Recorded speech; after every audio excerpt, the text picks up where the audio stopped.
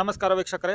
ಈ ಒಂದು ವಿಡಿಯೋದಲ್ಲಿ UTI ಪೋರ್ಟಲ್ ಮುಖಾಂತರ ಪ್ಯಾನ್ ಕಾರ್ಡ್ಗೆ ಅರ್ಜಿಯನ್ನು ಸಲ್ಲಿಸುವಂಥ ಒಂದು ವಿಧಾನವನ್ನು ತಿಳಿಸ್ಕೊಡ್ತಾ ಇದ್ದೇನೆ.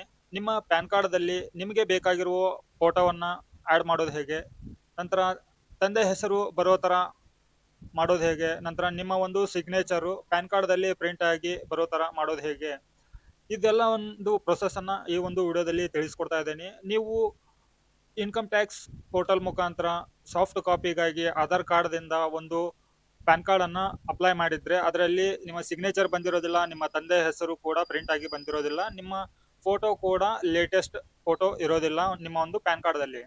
ಸೊ ಹಾಗಿದ್ರೆ ಈ ಒಂದು UTI ಪೋರ್ಟಲ್ ಮುಖಾಂತರ ನಿಮ್ಮ ಒಂದು ಲೇಟೆಸ್ಟ್ ಫೋಟೋ ಆಗಿರ್ಬೋದು, ಅಥವಾ ನಿಮ್ಮ ಒಂದು ತಂದೆ ಹೆಸರಾಗಿರ್ಬೋದು, ಅಥವಾ ನಿಮ್ಮ ಸಿಗ್ನೇಚರ್ ಆಗಿರ್ಬೋದು, ಈ ಮೂರು ಆಪ್ಷನ್ಗಳನ್ನು ನಾನು ಈ ಒಂದು ವಿಡಿಯೋದಲ್ಲಿ ಆ್ಯಡ್ ಮಾಡೋದು ಹೇಗೆ, ನಿಮ್ಮ ಒಂದು ಪ್ಯಾನ್ ಕಾರ್ಡ್ ಮೇಲೆ ಪ್ರಿಂಟ್ ಆಗಿ ಬರೋ ಥರ ಮಾಡೋದು ಹೇಗೆ ಅಂತ ಅನ್ನೋದ್ರ ಬಗ್ಗೆ ಸಂಪೂರ್ಣವಾದಂಥ ಮಾಹಿತಿಯನ್ನು ತಿಳಿಸ್ಕೊಡ್ತಾ ಇದ್ದೀನಿ.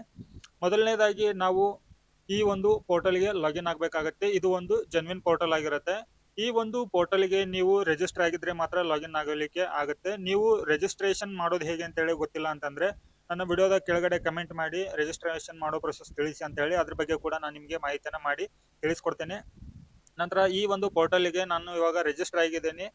ಇಲ್ಲಿ ನಿಮ್ಮ ಖಾತೆಯಲ್ಲಿ 120 ರೂಪಾಯಿ ಇಲ್ಲಿ ಫೀಸ್ ಕೊಡಬೇಕಾಗತ್ತೆ. ನಿಮ್ಮ ಅಕೌಂಟ್ನಲ್ಲಿ ನೀವು 120 ರೂಪಾಯಿ ರಿಚಾರ್ಜನ್ನು ಮಾಡ್ಕೋಬೇಕಾಗತ್ತೆ. ವ್ಯಾಲೆಟ್ ರಿಚಾರ್ಜ್ಗೆ ಹೋಗಿಬಿಟ್ಟು ನೀವು ನಿಮ್ಮ ಫೋನ್ಪೇಯಿಂದ ಇಲ್ಲಿ ಅಮೌಂಟನ್ನು ಆ್ಯಡ್ ಮಾಡ್ಕೋಬೋದು. ಇಲ್ಲಿ ನೋಡಿ, ನಾನು ಕೆಳಗಡೆ ಇಲ್ಲಿ ಹಿಸ್ಟ್ರಿ ನೋಡಿ, ನಾನು ನನ್ನ ಒಂದು ಪ್ಯಾನ್ ಕಾರ್ಡನ್ನು ನಾನು ಇಲ್ಲಿಂದಾನೇ ಅಪ್ಲೈ ಮಾಡ್ತೀನಿ. ಇಲ್ಲಿ ನೋಡಿ, ನಾನು ಇಷ್ಟೆಲ್ಲ ಅಪ್ಲಿಕೇಶನನ್ನು ಸಬ್ಮಿಟ್ ಮಾಡಿದ್ದೀನಿ ಈ ಒಂದು ಪೋರ್ಟಲ್ ಮುಖಾಂತರ. ಸೊ ನಿಮಗೆ ಈ ಒಂದು ಪೋರ್ಟಲಲ್ಲಿ ಅಮೌಂಟನ್ನು ಆ್ಯಡ್ ಮಾಡ್ಕೊಂಡ್ಬಿಟ್ಟು ಇಲ್ಲಿ ಪ್ಯಾನ್ ಕಾರ್ಡ್ ಅಂತ ಇದೆ ನೋಡಿ, ಈ ಪ್ಯಾನ್ ಕಾರ್ಡ್ ಅಪ್ಲಿಕೇಶನ್ ಮೇಲೆ ಕ್ಲಿಕ್ ಮಾಡ್ಕೋಬೇಕಾಗತ್ತೆ. ಇಲ್ಲಿ UTI ಪೋರ್ಟಲ್ ಮುಖಾಂತರ ಅರ್ಜಿಯನ್ನು ಸಲ್ಲಿಸ್ತಾ ಇದ್ದೀನಿ. ಇಲ್ಲಿ ನ್ಯೂ ಅಪ್ಲಿಕೇಶನ್ ಮೇಲೆ ಕ್ಲಿಕ್ ಮಾಡ್ಕೊಳ್ಳಿ. ಇಲ್ಲಿ ನಿಮಗೆ 2 ಆಪ್ಷನ್ಗಳು ಕಾಣ್ತಾ ಇದೆ. ಈ 2 ಆಪ್ಷನ್ಗಳು ಬೇರೆ ಬೇರೆ ಥರ ಕೆಲಸ ಮಾಡುತ್ತೆ. ಇಲ್ಲಿ ನೋಡಿ, ಇದು ಮ್ಯಾನ್ಯುವಲ್ ನ್ಯೂ ಪ್ಯಾನ್ ಅಂತ ಇದೆ, ಇಲ್ಲಿ Aadhaar OTP new PAN. So ಇದ್ರ ಅರ್ಥ ಏನು ಅಂತಂದರೆ, ನಿಮ್ಮ ಆಧಾರ್ ಕಾರ್ಡ್ದಲ್ಲಿ ಇರುವಂಥ ಡೀಟೇಲನ್ನು ಇದು ಫೆಚ್ ಮಾಡುತ್ತೆ, ಹೊಸದಾಗಿ ಫೋಟೋ ಸಿಗ್ನೇಚರು ಬರೋದಿಲ್ಲ. ಸೊ ಹಾಗಾಗಿ ಇಲ್ಲಿ ಮ್ಯಾನ್ಯುವಲ್ ನ್ಯೂ ಪ್ಯಾನ್ ಕಾರ್ಡ್ ಮೇಲೆ ನೀವು ಕ್ಲಿಕ್ ಮಾಡ್ಕೋಬೇಕಾಗತ್ತೆ.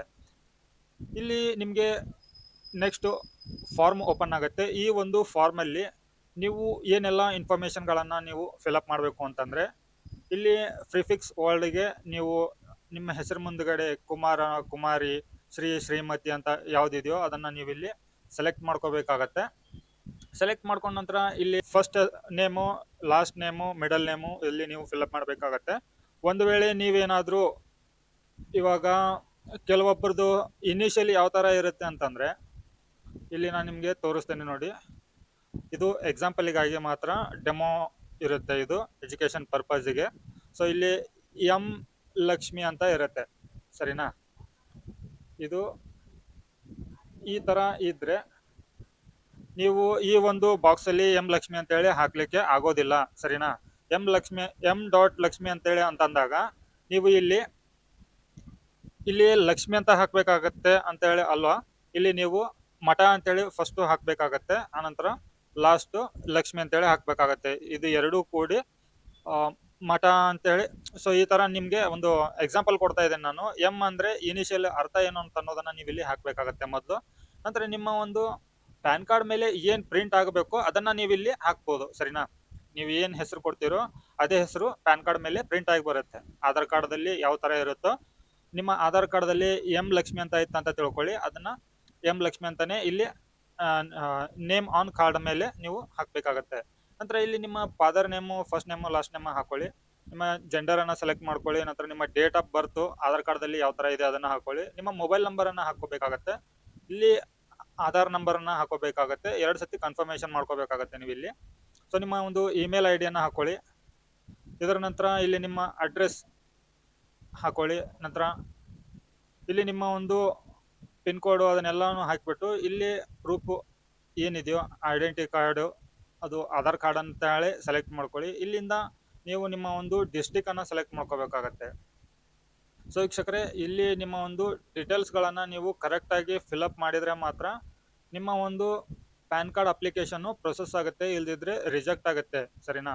ಸರಿಯಾಗಿ ನೀವು ಅಪ್ಲೋಡ್ ಮಾಡಿದಾಗ ಮಾತ್ರ ನೀವು ಇಲ್ಲಿಂದ ಅರ್ಜಿಯನ್ನು ಸಲ್ಲಿಸಬಹುದು. ಸೊ ನೋಡಿ, ಇಲ್ಲಿ for help on AO code select city, ಇಲ್ಲಿ ನಿಮ್ಮ ಒಂದು ಡಿಸ್ಟಿಕ್ ಅನ್ನ ನೀವು ಸೆಲೆಕ್ಟ್ ಮಾಡಿದ್ರೆ ನಿಮ್ಮ ಒಂದು ಎಒ ಕೋಡ್ ಏನಿದೆ ಅದು ಇಲ್ಲಿ ಜನರೇಟ್ ಆಗುತ್ತೆ. ನಿಮ್ಮ ಎಲ್ಲ ಡೀಟೇಲ್ಸ್ಗಳನ್ನ ಒಂದ್ಸತಿ ಕನ್ಫರ್ಮ್ ಮಾಡ್ಕೊಳ್ಳಿ. ಕನ್ಫರ್ಮ್ ಮಾಡಿಕೊಂಡ ನಂತರ ಇಲ್ಲಿ ಸಬ್ಮಿಟ್ ಅಂತ ಹೇಳಿ ಕಾಣ್ತಾ ಇದೆ.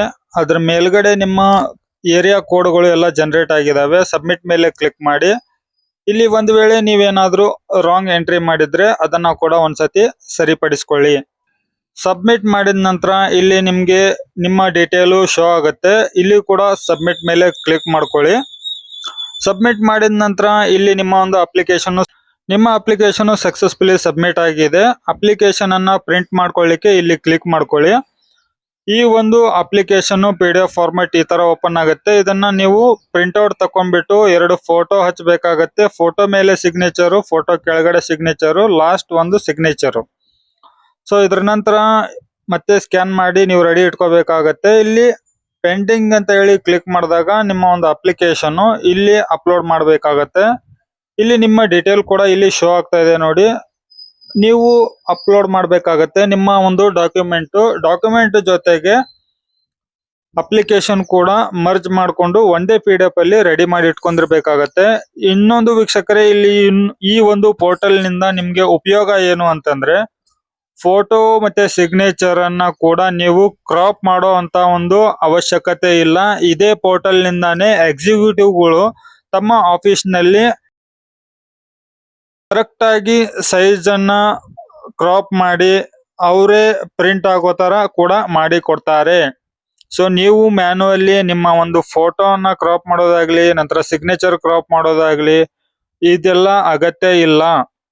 ಜಸ್ಟ್ ನೀವು ಫಾರ್ಮ್ ಅನ್ನ ಅಪ್ಲೋಡ್ ಮಾಡಿ ಸಬ್ಮಿಟ್ ಮಾಡಿದ್ರೆ ಸಾಕು. 3 ರಿಂದ 4 ದಿನಕ್ಕೆ ನಿಮ್ಮ ಒಂದು ಇಮೇಲ್ ID ಕೊಟ್ಟಿರ್ತೀರಲ್ವಾ, ಅದೇ ಇಮೇಲ್ IDಗೆ ಸಾಫ್ಟ್ ಕಾಪಿ ಬರುತ್ತೆ.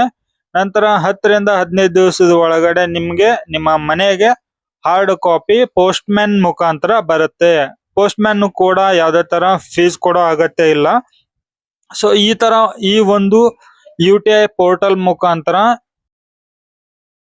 RSK ಒಂದು ವೆಬ್ಸೈಟ್ ಪೋರ್ಟಲ್ ಇದೆ ಅಲ್ವಾ, ಈ ಒಂದು ಪೋರ್ಟಲ್ ಮುಖಾಂತರ ನಿಮ್ಗೆ ಬೆನಿಫಿಟ್ ಸಿಗುತ್ತೆ. ಇಲ್ಲಿ ಬಹಳ ಇನ್ಫಾರ್ಮೇಶನ್ಗಳು ಕೂಡ ನೀವು ಫಿಲ್ಅಪ್ ಮಾಡುವಂತ ಅಗತ್ಯ ಇಲ್ಲ. ನಂತರ ಫೋಟೋ ಸಿಗ್ನೇಚರ್ ಕ್ರಾಪ್ ಮಾಡೋ ಅಗತ್ಯ ಇಲ್ಲ. ಇಲ್ಲಿ ಎಲ್ಲವನ್ನ ಕೂಡ RSK ಸರ್ವಿಸ್ ಕೊಡುತ್ತೆ ನಿಮಗೆ ಒಂದು ವೇಳೆ ಏನಾದ್ರೂ ಅಪ್ಲಿಕೇಶನ್ ಸಬ್ಮಿಟ್ ಮಾಡುವಾಗ ಏನಾದ್ರೂ ಸಮಸ್ಯೆಗಳು ಎದುರಾದ್ರೆ ಡ್ಯಾಶ್ ಬೋರ್ಡ್ ದಲ್ಲಿ ಕೂಡ ನಂಬರ್ ಇರುತ್ತೆ ಕಸ್ಟಮರ್ ಕೇರ್ದು.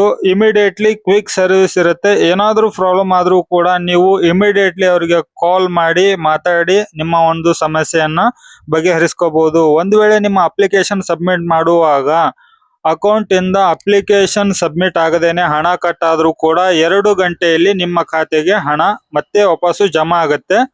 ಅಪ್ಲಿಕೇಶನ್ ಅನ್ನ ನೀವು ಮತ್ತೆ ಸಬ್ಮಿಟ್ ಮಾಡಬಹುದು. ಸೊ ವೀಕ್ಷಕರೇ, ಇಷ್ಟು ಈ ಒಂದು ವಿಡಿಯೋದಲ್ಲಿ ಮಾಹಿತಿ ಇರುತ್ತೆ. ಈ ವಿಡಿಯೋ ತಮಗೆ ಉಪಯೋಗ ಆಗಿದ್ರೆ ವಿಡಿಯೋಗೆ ಲೈಕ್